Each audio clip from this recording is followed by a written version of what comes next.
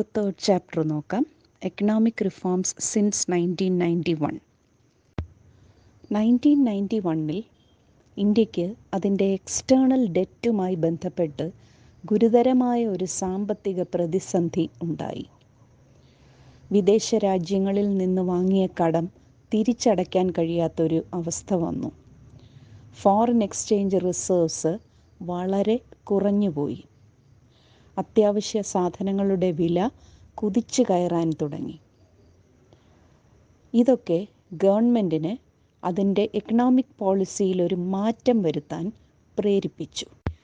1980 മുതലേ തുടങ്ങിയ സാമ്പത്തിക പ്രതിസന്ധി 1991 ആയപ്പോൾ രൂക്ഷമാവുകയാണ് ചെയ്തത്.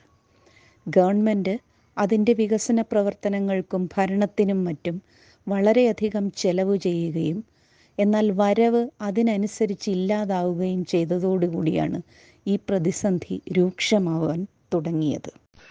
പ്രധാനമായും പൊതുമേഖലാ സ്ഥാപനങ്ങൾ നിരാശപ്പെടുത്തി.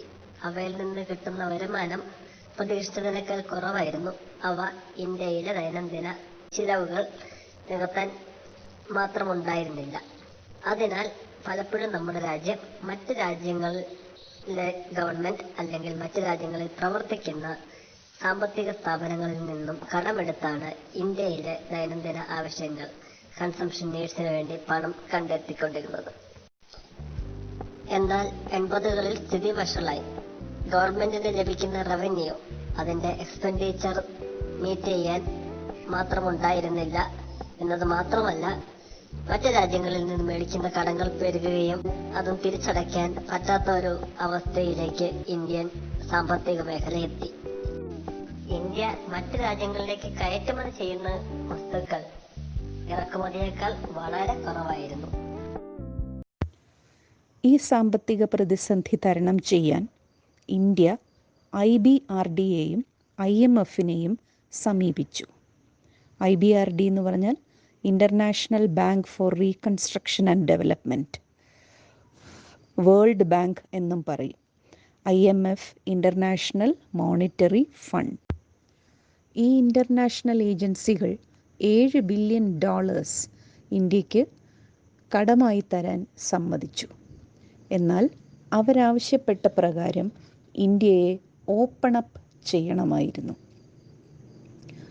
ഓപ്പൺ അപ്പ് ചെയ്യുക എന്ന് പറഞ്ഞാൽ ഇന്ത്യയിലുള്ള എല്ലാ വിധത്തിലുമുള്ള റെസ്ട്രിക്ഷൻസ് റിമൂവ് ചെയ്യുക, പ്രൈവറ്റ് സെക്ടറിന് കൂടുതൽ ഫ്രീഡം കൊടുക്കുക, ഗവൺമെൻറ്റിൻ്റെ റോള് കുറയ്ക്കുക, ട്രേഡ് റെസ്ട്രിക്ഷൻസ് ഇല്ലാതാക്കുക, ഇതൊക്കെയായിരുന്നു അവർ ആവശ്യപ്പെട്ടത്. ഇന്ത്യ അവരുടെ കണ്ടീഷൻസിനോട് എഗ്രി ചെയ്യുകയും 1991 അതിൻ്റെ പുതിയ എക്കണോമിക് പോളിസി ഡിക്ലെയർ ചെയ്യുകയും ചെയ്തു. ന്യൂ എക്കണോമിക് പോളിസി 1991 എന്നാണ് ഇതറിയപ്പെടുന്നത്. 3 പ്രധാനപ്പെട്ട ഹെഡിങ്സിലാണ് ഈ പോളിസി വരുന്നത്: ലിബറലൈസേഷൻ, പ്രൈവറ്റൈസേഷൻ, ഗ്ലോബലൈസേഷൻ, LPG. ഓരോന്നായിട്ട് നമുക്ക് പരിശോധിക്കാം.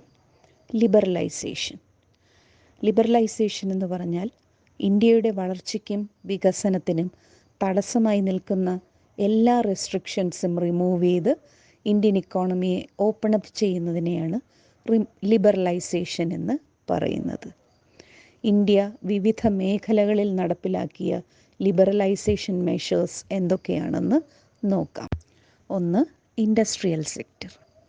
ഇൻഡസ്ട്രിയൽ സെക്ടറിലെ മിക്കവാറും എല്ലാ റെസ്ട്രിക്ഷൻസും ഇന്ത്യ റിമൂവ് ചെയ്തു. ലൈസൻസിങ് അബോളിഷ് ചെയ്തു. ചില ഉൽപ്പന്നങ്ങൾ, അതായത് alcohol, cigarettes, explosives, electronics, aerospace, drugs തുടങ്ങിയ ചില ഉൽപ്പന്നങ്ങൾക്ക് മാത്രം ലൈസൻസിങ് നിലനിർത്തിക്കൊണ്ട് ബാക്കിയുള്ളവയ്ക്കെല്ലാം ലൈസൻസിങ് ഒഴിവാക്കി.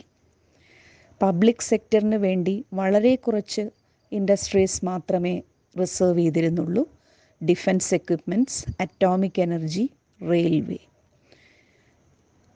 സ്മോൾ സ്കെയിൽ ഇൻഡസ്ട്രീസിന് വേണ്ടി റിസർവ് ചെയ്ത് വച്ചിരുന്ന ഉൽപ്പന്നങ്ങളെല്ലാം റിസർവ് ചെയ്തു. 2. Financial sector. Commercial banks, investment banks, stock exchange operations foreign exchange market തുടങ്ങിയവ അടങ്ങുന്നതാണ് ഫിനാൻഷ്യൽ സെക്ടർ. ഫിനാൻഷ്യൽ സെക്ടറിൻ്റെ കൺട്രോൾ RBIയുടെ കയ്യിലാണ്. 1991 റിഫോംസ് RBIയുടെ റോള് കുറച്ചു. RBIയുടെ റെഗുലേറ്റർ എന്ന പദവി എടുത്തുമാറ്റി ഫെസിലിറ്റേറ്റർ എന്ന പദവിയിലേക്ക് താഴ്ത്തി. ഫിനാൻഷ്യൽ സെക്ടറിൽ റിഫോംസ് വന്നതിന് ശേഷം ധാരാളം പ്രൈവറ്റ് സെക്ടർ ബാങ്കുകൾ, ഇന്ത്യനും ഫോറിനും രണ്ടും, ഇന്ത്യയിൽ വളർന്നു വരാൻ തുടങ്ങി. അവയ്ക്ക് ഈ ബാങ്കുകൾക്ക് RBIയുടെ അനുവാദമില്ലാതെ തന്നെ പുതിയ ബ്രാഞ്ചസ് ഓപ്പൺ ചെയ്യാനുമുള്ള സ്വാതന്ത്ര്യം ഉണ്ടായിരുന്നു. 3. Tax reforms. ഗവൺമെൻറ്റിൻ്റെ ടാക്സേഷൻ എക്സ്പെൻഡിച്ചർ പോളിസിയെ ഫിസ്ക്കൽ പോളിസി എന്നാണ് പറയുക. 1991 റിഫോംസിൽ ഇന്ത്യയുടെ ടാക്സ് സ്ട്രക്ചറിൽ ഗവൺമെൻറ് മാറ്റങ്ങൾ വരുത്തി. 2 തരം ടാക്സുകളും, ഡയറക്റ്റ് ടാക്സും ഇൻഡയറക്റ്റ് ടാക്സും, രണ്ടും കുറച്ചു. അതുമാത്രമല്ല, ടാക്സ് അടയ്ക്കാനുള്ള പ്രൊസീജിയർ സിമ്പിളാക്കുകയും ചെയ്തു. 4. Foreign exchange reforms. 1991 എക്കണോമിക് പോളിസിയിൽ റുപ്പി ഡീവാല്യൂ ചെയ്തു. ഇത് ഫോറിൻ എക്സ്ചേഞ്ചിൻ്റെ ഇൻഫ്ലോയ്ക്ക് കാരണമായി തീർന്നു. 5. Trade reforms. 1991 new economic policy ഇമ്പോർട്ട്സിനും എക്സ്പോർട്ട്സിനും മേലുള്ള മിക്കവാറും എല്ലാ നിയന്ത്രണങ്ങളും എടുത്തുമാറ്റി. ടാരിഫ് റെസ്ട്രിക്ഷൻസ് കുറച്ചു, പലപ്പോഴും അത് ഇല്ലാതാക്കി. ഇമ്പോർട്ട് ലൈസൻസിങ് അബോളിഷ് ചെയ്തു. എക്സ്പോർട്ട് ഡ്യൂട്ടീസ് റിമൂവ് ചെയ്തു. ഇതൊക്കെയായിരുന്നു ട്രേഡ് സെക്ടറിലെ റിഫോംസ്. ഇത്രയുമാണ് ലിബറലൈസേഷനെ സംബന്ധിച്ച് പറയാനുള്ളത്. അടുത്തത് പ്രൈവറ്റൈസേഷൻ, സ്വകാര്യവൽക്കരണം. ഒരു പൊതുമേഖലാ സ്ഥാപനത്തെ 2 തരത്തിൽ സ്വകാര്യവൽക്കരിക്കാം.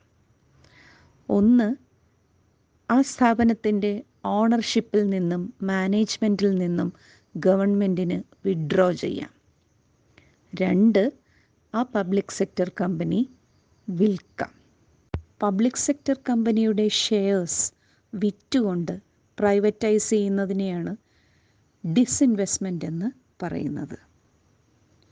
ഗവൺമെൻറ് പബ്ലിക് സെക്ടർ യൂണിറ്റ്സിൻ്റെ പെർഫോമൻസ് മെച്ചപ്പെടുത്തുന്നതിന് വേണ്ടി അതിന് ചില പബ്ലിക് സെക്ടർ കമ്പനികൾക്ക് ഓട്ടോണമി കൊടുത്തിട്ടുണ്ട്, സ്വയംഭരണാവകാശം. അങ്ങനെ ആദ്യം ഓട്ടോണമി കൊടുത്ത 9 കമ്പനികളെ നവരത്നാസ് എന്നാണ് പറയുക. പിന്നെ 97 എണ്ണത്തിന് ഗവൺമെൻറ് ഓട്ടോണമി കൊടുത്തിട്ടുണ്ട്, മിനി രത്നാസ് എന്ന് അറിയപ്പെടുന്നു. അടുത്തത് ഗ്ലോബലൈസേഷൻ. ലോകരാജ്യങ്ങൾക്കിടയിൽ കൂടുതൽ സഹകരണവും പരസ്പരാശ്രയത്വവും ഉണ്ടാക്കിയെടുക്കുക എന്നതാണ് ഗ്ലോബലൈസേഷൻ കൊണ്ട് ഉദ്ദേശിക്കുന്നത്. അതിർത്തികളില്ലാത്തൊരു ലോകമുണ്ടാക്കിയെടുക്കുക.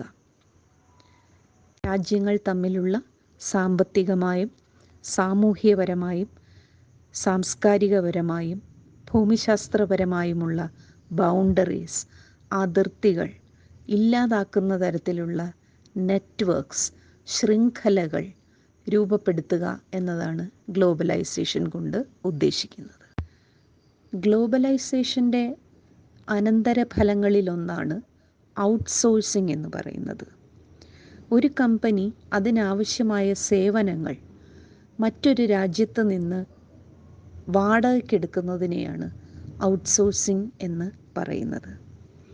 സേവനങ്ങളെന്ന് പറയുമ്പോൾ ബാങ്കിങ് സേവനങ്ങളാവാം, അക്കൗണ്ടൻസി ആവാം, മ്യൂസിക് റെക്കോർഡിംഗ് ആവാം, ഫിലിം എഡിറ്റിംഗ് ആവാം, ക്ലിനിക്കൽ അഡ്വൈസ് ആവാം, ഈവൻ ടീച്ചിങ് പോലും ആകാം. ഇന്ന് ലോകരാജ്യങ്ങളുടെ ഒരു പ്രധാനപ്പെട്ട ഔട്ട്സോഴ്സിംഗ് ഡെസ്റ്റിനേഷനാണ് ഇന്ത്യ. ഇതിന് 2 കാരണങ്ങളാണുള്ളത്. ഇന്ത്യയിൽ അവൈലബിൾ ആയിട്ടുള്ള സ്കിൽഡ് മാൻ പവർ. 2, ഇന്ത്യയിലെ കുറഞ്ഞ വേജ് റേറ്റ്.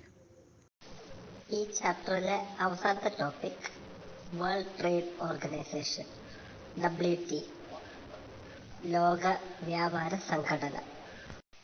ഗാട്ട് ഉടമ്പടിയിൽ പങ്കാളികളായിരുന്ന രാജ്യങ്ങൾ എല്ലാം ചേർന്ന് 1995 രൂപീകരിച്ച സംഘടനയാണ് WTO അഥവാ വേൾഡ് ട്രേഡ് ഓർഗനൈസേഷൻ. ഓരോ രാജ്യവും അവരുടെ ഇഷ്ടത്തിനനുസരിച്ച് ട്രേഡ് റെസ്ട്രിക്ഷൻസ് കൊണ്ടുവരാതെ രാജ്യങ്ങൾക്കെല്ലാം സമ്മതമായ ഒരു പൊതു നിയമം രൂപീകരിക്കുക എന്നതായിരുന്നു WTOയുടെ പ്രധാന ലക്ഷ്യം. രാജ്യങ്ങൾ തമ്മിലുള്ള ഗുഡ്സിന്റെ ഇമ്പോർട്ട്സും എക്സ്പോർട്ട്സും മാത്രം ആയിരുന്നില്ല WTOയുടെ ലക്ഷ്യത്തിൽ ഉൾപ്പെട്ടിരുന്നത്. മറ്റ് ചില ലക്ഷ്യങ്ങൾ ഇതൊക്കെയായിരുന്നു: സേവനങ്ങൾ, സർവീസസ്, രാജ്യങ്ങൾ തമ്മിൽ കൈമാറുന്നത് തോത് വർദ്ധിപ്പിക്കുക അല്ലെങ്കിൽ അത് സുഗമമാക്കുക. അതേപോലെ തന്നെ റിസോഴ്സസ്, ലോകത്തെവിടെയുമുള്ള റിസോഴ്സസ്, നാച്ചുറൽ റിസോഴ്സസ് ഉൾപ്പെടുന്നു. അവ വേണ്ട രീതിയിൽ ഉപയോഗപ്പെടുത്തുക. ഇതെല്ലാം ചെയ്യുമ്പോൾ ഭൂമിയെ സംരക്ഷിക്കുക അല്ലെങ്കിൽ പ്രൊട്ടക്ട് ദ എൻവയറൺമെന്റ്. ഇനി നമുക്ക് ഈ ചാപ്റ്ററിൽ പഠിച്ച 1991 റിഫോംസിന്റെ റിസൾട്ട്സ് ഒന്ന് വിലയിരുത്താം. GDPയുടെ കാര്യത്തിൽ വൻ കുതിച്ചുകയറ്റമാണ് നമ്മുടെ രാജ്യം പിന്നീടുള്ള വർഷങ്ങളിൽ കണ്ടത്. 6% താഴെ മാത്രം നിന്നിരുന്ന GDP പിന്നീട് 8%, അടുത്ത 2 ദശാബ്ദത്തിനുള്ളിൽ 8% ഉയർന്ന കാഴ്ചയാണ് നമ്മൾ കണ്ടത്.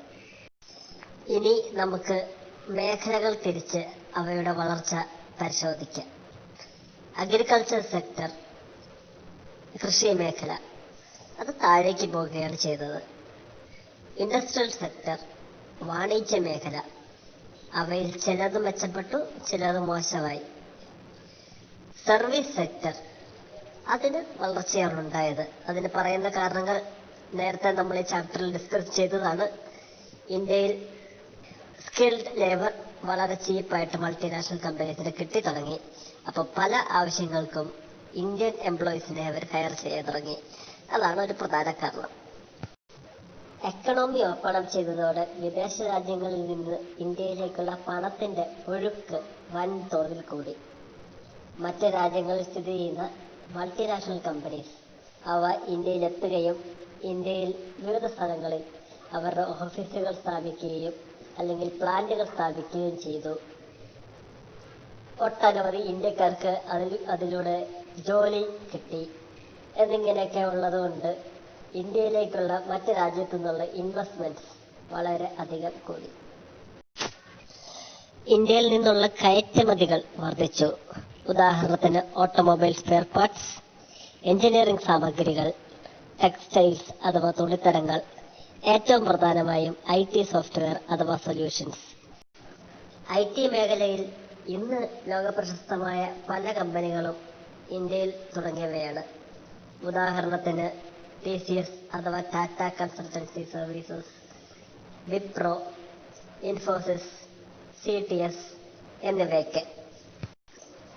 അതേപോലെ ഇന്ത്യൻ വിപണിയിൽ ഇന്ത്യൻ കമ്പനികൾക്കൊപ്പം വിദേശ കമ്പനികളും ചേർന്നതോടെ കോമ്പറ്റീഷൻ കൂടി. അതുകൊണ്ട് വിലക്കയറ്റം തടയാനുമായി. ഈ 1991 റിഫോംസ് അഥവാ സാമ്പത്തിക പരിഷ്കരണങ്ങൾ കാരണം ഇന്ത്യയിൽ കുറേയേറെ ഗുണങ്ങൾ സംഭവിച്ചു. എങ്കിലും കുറെ മേഖലകളിൽ അത് കൈവച്ചില്ല എന്ന് ഇപ്പോഴും പരാതികൾ നിലനിൽക്കുന്നുണ്ട്.